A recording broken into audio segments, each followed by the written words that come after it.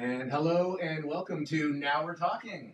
I'm Jason Mann with Jim Check at KelownaNow.com, and we're streaming live right now on X and on YouTube.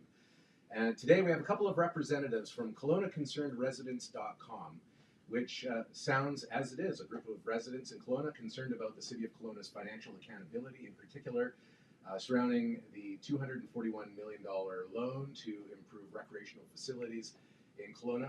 Renee and Wendy, welcome to Kelowna Now. Thank you for having us. Absolutely. So at issue is the redevelopment of the Parkinson Rec Center, the construction of the Glenmore Activity Center, the construction of the Mission Activity Center, and the redevelopment of the Rutland Sports Fields, correct? For that's a really big part of it, yeah.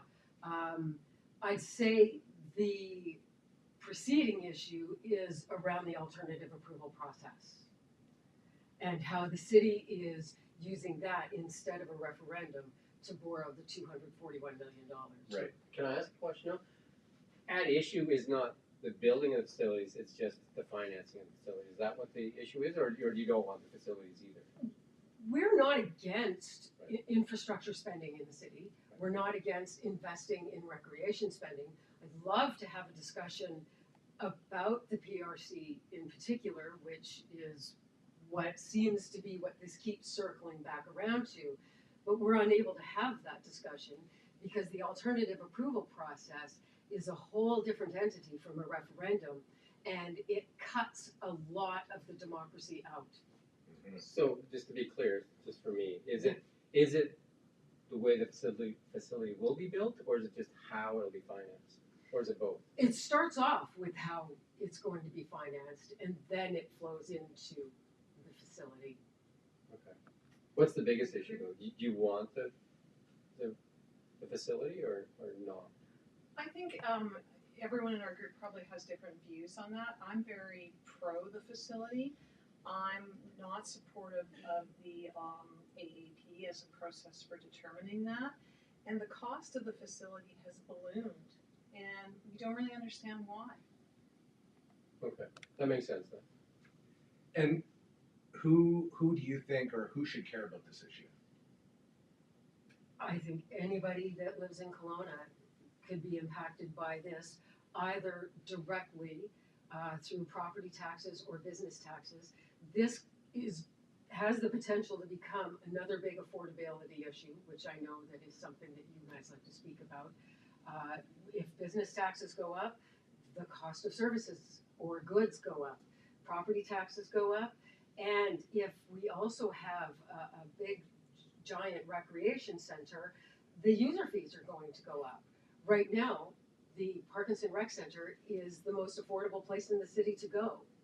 If it gets developed into something really large, it's not going to be that anymore. So is that facility servicing the needs of the residents though, or is it over like capacity? Well, that's really a good question. You know, we've certainly seen what I'm going to call marketing information that tells us that it's not. When you talk to people, they feel it is. I mean, it's really hard. Again, this is where we'd like more transparency, more detailed information. I mean, this is a time in our society when I think we need to participate more in what goes on in our community. So you just want more say? Because I remember when H2O was built, and Yeah. there was some pushback on H2O, and I got to enjoy H2O when it started. I think I was a member there for 5 or 6 years. Yeah. Anyway, it's a beautiful facility, and you know, having that big swimming pool is a big plus for Kelowna. And it's one of the things coming from the larger center. I was in Edmonton for a while. Yeah. You know, every community has a facility, right? Whereas you know, we're pretty much, you know, we're still fairly small. Where you know, the Mission has the H2O Center, Rutland has an arena and the Y, and Glenmore really doesn't have anything yet, right? So you know, like, are we doing enough? Or you know, Parkinson Rec is kind of a central location. Yeah. Again, that's something I think we need to go to referendum and ask all the citizens. Are we doing enough for arts? Are we doing enough fire remediation? Should it have been an election issue, do you think, though? Should it have been? It was an election issue. Yeah. And did it get, like, played at the front, though? Or was it more so just kind of like, maybe it was, like not really one of the key issues? Because I know, like, some of the key issues were security and, you know, like Mhm. crime and then, you know, like the, you know, It housing was and pushed a little bit further back. the, You had some councillors saying that they were going to wait and see before deciding on how they would vote. There was some talk of, well, I'm going to support a referendum, and that didn't turn out to happen in the end. It wasn't as big a referendum or as big of an election issue as you mentioned, Yeah. but it was tossed around at that point. one of the things that I think we talked about before we went on camera, and then maybe I'll shut up for a while, is It's called Now You're Talking, Jim. the when debt was 0.25, when interest rates were really low, it made sense to, you know, take out as much debt as you could, right? Because you're leveraging really low debt. Now that interest rates have gone up substantially, you know, 5, 6, 7, 8, 9% is a big difference in when you're servicing that debt than it is at 0.25. So I'm not sure what rate they're proposing to service this debt at, but Yeah, they've got it at somewhere, you know, between 4.5 and 5. I think it's 4.83. I can't and remember it was exactly. like a 30-year deal, or It's a 30-year Yeah, deal, so, and I was gonna say it will cost about $15 million a year for Yeah. 30 years. so that does make a difference on how it's financed for sure, right? Yeah. So because that's the tough part for sure. Because it adds a lot of costs that could be putting value in if we waited. I'm just saying if we waited, because I think interest rates have to go down in Canada. Like there's no choice. I don't think, because they're breaking a lot of things. They broke a lot of banks in the U.S. and they're going to break a lot of things here, including a lot of homeowners. So at some point, whether that's the current government gets an epiphany or there's a change of government, I think interest rates go the other way. I mean, that's my opinion, right? But Yeah, I think I'd like to sort of take that conversation and talk a little bit more about the cost per square foot, which is a big concern. The Parkinson Rec Center facility only is what I'm focused on here because it's by far the largest. That's coming out to be $1,200 a square foot. Vernon is doing the same thing virtually. They're starting, I believe, this fall or spring at $800 a square foot. Toronto is at $500 a square foot. I've gone and asked, why is that, right? Like, let's just eliminate. seems like a good question. Yeah, it's a great question, right? It's like you spending, you know, if your house was going to be $1 million and you were Toronto, it's then suddenly $2 million, and now it's $3 million. According to, it's a lot more per square foot, and we haven't gotten good answers other than, well, that's the way the estimate's done, and it's like, well. What was the washroom down in City Park? How much? Yeah, it was extremely high. Maybe they're using that same model. yeah, well, it's possible. Yeah, it seems high. Like, I mean, just it seems like another contractor would come and say, I could probably do that at 6. Yeah, well, I actually went and spoke to a number of architects to just test it, and they're like normal infrastructure costs, like 500 to 700, 800 is a premium type price. But of course, different models, different results, but we don't know that, right? We're also in a pretty challenging time right now to get anything built, and the cost of trades and materials, and it's just leapfrogs, quarter to quarter. So for sure, it seems like a large undertaking at a very difficult time. Yeah. Regardless, you have a website, and you're looking for people to engage and participate, and they can learn more about the issue and about the position and everything else. But you've also been out in the community at events, grassroots, talking to people, shaking hands. What activities you've been doing? What kind of feedback you've been getting from community residents? I'll start this morning. I was going door to door at businesses around here and speaking with people, and we get a lot of shocked reactions when we start talking to people and telling them what's happening. There hasn't been a lot of publication from the city's end or a lot of information going directly to people about the loan, how it started, about the alternative approval process, how it works. And so the first reaction I generally get is like, is this legal? And I'm like, yes, this is absolutely legal. And then they start getting a little frustrated. Well, why aren't they having a referendum? And I'm like, I would love for you to email your city council and ask them, you know, why this was the decision that they made for the largest capital expenditure ever in the history of Kelowna, the largest borrowing ever in the history of Kelowna, because we're going to be paying this back over 30 years. And it's eventually going to carry a price tag of $450 million. And I don't know, the rough math I kind of worked out, and you guys probably know better than me, but it looks like about $200 per resident per month for that period of time if you were to amortize it over that period of time. Yeah, it kind of feathers in, and then of course, you assume that there will be more residents, so it's below that, but your rough math, yeah, but they're modeling on it slightly differently. So just an observation as an accountant, it sounds like to me, like by doing all these projects that they're saying, like that they're just trying to fill the coffers and then maybe using a ballooned price, like this 1,200 square foot to kind of like build a piggy bank that they can use for whatever they want. I mean, because it's kind of like, seems like a lot of things they're trying to do at once, right? And I know they only want to probably go to financing once because there's a cost to go to market too, right, to get financing. I'm not sure how they're doing their financing. I'm sure it's through municipal bonds or something like that, right? So, but still, there's a cost to do that. So maybe they're trying to balloon the price and maybe it'll come in lower. You know, I'm not sure. Like that'd be a good question to ask their accounting department. Like why these numbers? Are we trying? Because it seems odd that it's all these projects too, as opposed to like Parkinson Rec. That's it, right? But so they're saying they're borrowing a bunch of money so that they can say, oh, this is the money that's tied to recreational facilities. But if you were building a house, wouldn't you want a finished plan before you handed over the checkbook to the developer? That bank Well, would want. the bank would sure want. They're going to have a reputable It all builder, depends though, right? You know what I mean? Like, because if you were building a house and you didn't have to answer too many questions, maybe you wanted to get the money for the house, the garage, the lake house, and you know, a couple of cabins. Yeah. Do you know what I mean? Like you just like if they were willing to give you the money. Yeah.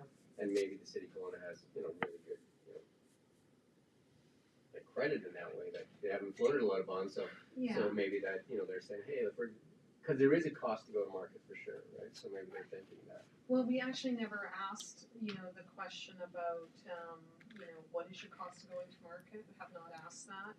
I would imagine I work doing large financings, that it's probably a lot cheaper than when others go to do it. For sure. Going through, you know, government channel to do that. But who knows? I mean, I'm mostly concerned about, you know, us having the complete picture because, you know, we want to participate as good citizens. So what do you hope to do? Like, what is your end goal? You're to get like 10% of signatures? Is that what are you trying to do? The goal is to defeat the alternative approval process and trigger a referendum. The alternative approval process is unfair in a number of different ways. And one of the things that I'm coming across very regularly now, at first it was nobody knew about it. We've gotten a little bit of information out there now, so more people know about it. But what I'm coming across on a daily basis now is I can't sign that because I have contracts with the city of Kelowna. I can't sign that. I'm a city of Kelowna employee, but I really hope that, you know, you're successful in what you're doing. This is not. Would those be the main like arguments against, or the main criticisms or counter arguments to people participating and supporting the initiative? I was going to say, you hear that and see that a lot. That it's also just difficult to do. Not really difficult, but difficult enough. You have to print it off. You have to sign it the right way. You have to scan it. You have to send it back. I mean, it's a digital world. I was hoping for something a bit simpler than that. You know, maybe we can use some of the money for a simple way to get input. But that's a lot for some people, right? Let alone finding out the information to make a good decision. And I use Vernon as a great example. They did go to referendum. It took me 15 minutes to get all the things answered I needed to look at. There was a summary budget. There was how they determined, you know, that there was support. It was extremely well written. You have to go digging on the Kelowna City website to find it. And it's difficult. What is the goal though? Like how many signatures do you need to force the referendum? 12,000. 12,160 But you really valid signatures. How many do you have right now? We don't know. We don't know. The city of Kelowna won't release the information about how many they've taken in. Oh, okay. So how will you know when you get there? You're just gonna find out one day, like, hey, you're there. Yeah, the process works that they count it, and then if it's actually over the number, then I think they have a validation process. I mean, again, I view that as practically impossible to do because only 34,000 people voted in the city. So you can't walk around with that and actually get somebody to sign it. You have I do every day. Oh, do you? Yeah, Every day. Yeah. I give away a lot of these ballots as well. I will inform someone, and I just hope that they fill it in properly because it is not an easy form to fill out. It's a tiny, tiny little box that you have to print your first, middle, and last name in. And they also expect people to download these forms. I've been helping a lot of seniors. They don't have the capability of doing that. One of the arguments I'm sure the city would make is a referendum costs money. Sure. And I don't know what the number is, like 100,000. I don't know. 150 to 200,000. See, that's pretty good guess, right? Yeah, you're right. The referendum costs money and also delays their projects by probably a year or so, right? Like, you know what I mean? And then, I guess that would be their argument against having to do that process. I'm sure you've spoken to quite a few of the councillors. I'm sure you access to councillors in this city is pretty good. You're feeling from them as to Well, so, there's one counselor that voted against it. Right. So, and other than that, the rest of the counselors have either been either very, very slow to respond or non-responsive. So when asked questions like, why does it cost so much per square foot? Well, that's the budget. Yeah. Or why haven't we gone to referendum? It was because it was an election promise that I said I would put it, but it's not been a very good response is the best way I can say it. Have you reached out to the city manager at all, or? I have not, but other people in the group have. Yeah. I've had good conversations with the architect on the project, and she's provided some great insights into how they budgeted, and that was very helpful. And we also had I think I had a very good conversations at Parkinson Rec Center informational session with a lot of the finance team to understand how we got there. But again, it still doesn't get rid of or solve the problem that this is the single largest project in our history and the single largest loan we've gone for during a time of interest rate rises. Mm-hmm. Have there been any alternative proposals that have come forward in terms of how we could do this less? Oh yeah, so at less a cost. Great question. Sorry for so less than 3 years ago, the budget was 83 million. Then somewhere in between that time period, it came up to 136 million. Well, now we're up to 242. But to be fair, was that just the Parkinson Rec Center before, and now they've kind of sprinkled in a few other projects, or? It's really hard to tell. Well, there was a feasibility Maybe that's study. the purpose. There was a feasibility study that came out in 2015. Yeah. And it's really quite nice. They talk about many different options of how they could improve the current building or build another Parkinson Rec at the front by the highway while they're currently using the existing building. Those were viable options at a certain point. And then they changed tack. So it seemed to be that this was well on its way. They started looking at this in 2013. They had that great feasibility study in 2015. And then all of a sudden, it's like, we need this. I heard just through that campaigning process, one alternative proposal, which I haven't seen come to any public sphere for discussion, that is maybe selling a bit of the land around Parkinson for high density development, taking that money and investing it in Glenmore and other communities so that in fact the intrinsic value that's locked in that land could pay for the whole thing.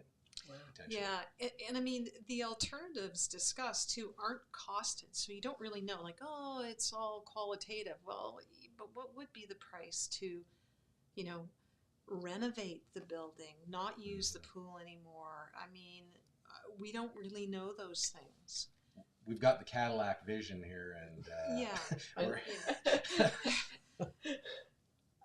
One of the things that just from experience, and I know lots of times when communities embark on big projects, there's usually some pushback for sure, but 5, 6, 7 years down the road, people usually end up appreciating the project. Yeah. Do you know what I mean? Because if we take the money out of it, it's probably Yeah. something the city could use. I think we're behind other cities of our size Yeah. as far as recreational facilities. Like I know my kids are grown now, but I know that when I was raising 3 kids, there's a shortage of hockey rinks. There's a shortage of, you know what I mean? Like we have ice committees. I've sat on the ice committee where we're fighting for ice between the different associations and stuff like that. And that goes for swimming and all that kind of stuff. Like, I mean, UBCO really lacks in a whole bunch of facilities that a university should have, right? Do you know what I mean? Like, they should have their own 50-meter pool and stuff like that. You know what I mean? This isn't going to be a 50-meter pool, though. And we don't get to have this discussion because they're using the alternative approval process. It keeps coming back to, so I think I'd love to have the this crux of the discussion. problem is we want more input. I think that's what you're getting at, right? Exactly. So whether it's this or that or another thing, and I think people deserve to speak on that and say, hey, what can we do? Because I think the community needs as many facilities as it can. I think the community needs a lot of things, right? It's true. But I had somebody ask me this morning, why aren't we getting a soccer clubhouse? And I'm like, we're using the alternative approval process, so we don't get to have that discussion. Right. I would love for there to be more recreational facilities in the city. I use them. Yeah. I love the amenities, but it should be, in my opinion, a little bit. There should be more engagement, and if we're required to get 10% of the population to vote in opposition to this, then at least 10% of the population should be meaningfully engaged in finding out. How many people voted in the election? About 34,000. What's that percentage? It was about 16, 17? I think it's actually that's about 34,000 of about 121,000 population, right? So it's low, right? And the benchmark. I said this about the AAP process. It's been around since 1962. Maybe we should think of doing it in a better way, right? We have about 5 minutes left, so if there's something that you want to just say and to the public, maybe take a couple minutes each and have that say. And while you're thinking about what you want to say, make sure you like and subscribe. That's our place. And share. Because we need the people more than they need us, probably. Anyway, no, I think it's really important though, because these are the types of conversations that will make Kelowna a stronger, better place to be. Yeah. And by liking and subscribing, it makes sure that you're still a part of the conversation and you're hearing what's going on. And so I think it's great. And before you talk a little bit more about what you would want to say, I want to get one more question in quickly, and that is, if it goes through, is there anything to be done after the fact? I think it's really to ask for how do we engage better with the community? Because I do think that's the only way we're going to get stronger, because having such a small percentage of people vote does show that we're not engaged well. That's the point I was trying to make. Yeah, and I think we need more engagement, not less engagement. And how do we do that? I also get a lot of people that are they're exhausted. They're exhausted with trying to share their vision of the city, and they don't feel like they're being heard by City Hall. I think technology helps though, because if you could vote on your phone, do you know what I mean? Because we've gone through this with COVID where we're allowed to do a bunch of things now that we could do through technology, yet the barriers are these forms that you can't find, these forms that you have to sign at a certain spot. You know what I mean? Like, because we have the technology. Yeah. That's not at issue. So why aren't we embracing? I think that's the better question. Yeah, it's a great question. It's a brilliant question. Yeah. So Pitch away. You do your ask. Do my ask. You do the ask. My number one goal when I go out on a daily basis is to inform people. It is amazing how many brilliant people live in the city and how they are working so hard every day, just trying to keep their businesses afloat, just trying to deal with their kids in school and run them from this to that and the next thing. People who are honestly, they're fatigued with bad news and can't even face things like this anymore. But we need to be informed about it. And once they get informed about it, once they see how this process works, then I trust that people will make a great decision, which is why I fully support a referendum. It's all about giving people a voice. And once they have that voice, but we can't have a voice unless we defeat the alternative approval process. So the forms have to be signed. They need what is legally called a wet signature, and they need to be filled in properly, and they have to get to City Hall by Friday the 13th. That sounds like a nightmare.